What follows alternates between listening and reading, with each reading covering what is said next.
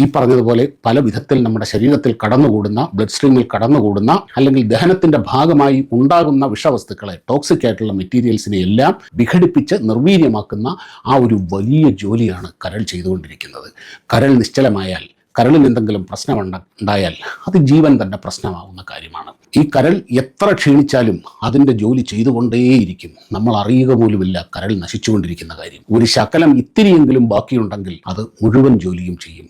ഒടുവിൽ ഒരു രക്ഷയുമില്ലാതാകുമ്പോൾ മാത്രമേ നമ്മൾ അറിയുകയുള്ളൂ. അതാണ് ലിവർ സിറോസിസ് എന്നൊക്കെ പറയുന്ന അവസ്ഥ.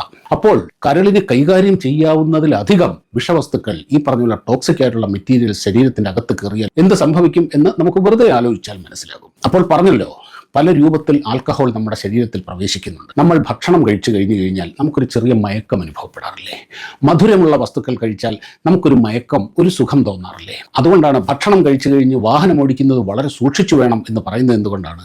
ഈ മയക്കം നമ്മെ ബാധിക്കാൻ സാധ്യതയുണ്ട്. എന്തുകൊണ്ടാണ് ഈ മയക്കം നമുക്ക് അനുഭവപ്പെടുന്നത്? നമ്മൾ ചോറ് കഴിക്കുമ്പോൾ, എന്ത് ഭക്ഷണം കഴിക്കുമ്പോഴും ദഹനത്തിൻ്റെ ഭാഗമായി ആമാശയത്തിലെത്തി അവ വിഘടിക്കുമ്പോൾ അതിലടങ്ങിയിരിക്കുന്ന ആൽക്കഹോൾ വേർപെടും. ആ ആൽക്കഹോളാണ് നമുക്ക് ഈ മയക്കം ഉണ്ടാക്കുന്നത്. പ്രത്യേകിച്ച് കപ്പയൊക്കെ കഴിച്ചു കഴിഞ്ഞാൽ നമുക്ക് വളരെ പെട്ടെന്ന് ഉറക്കം വരും. ചോറ് കഴിച്ചു കഴിഞ്ഞാൽ പെട്ടെന്ന് നമുക്ക് കുറച്ച് സമയത്തേക്ക് ഒരു മയക്കം ഫീൽ ചെയ്യും. അതായത് ഈ ആൽക്കഹോളാണ് ഇത് ചെയ്യുന്നത്. ഇങ്ങനെ ഭക്ഷണത്തിൻ്റെ ഭാഗമായി വരുന്ന ആൽക്കഹോൾ അത് വലിയ അളവിലൊന്നുമല്ല.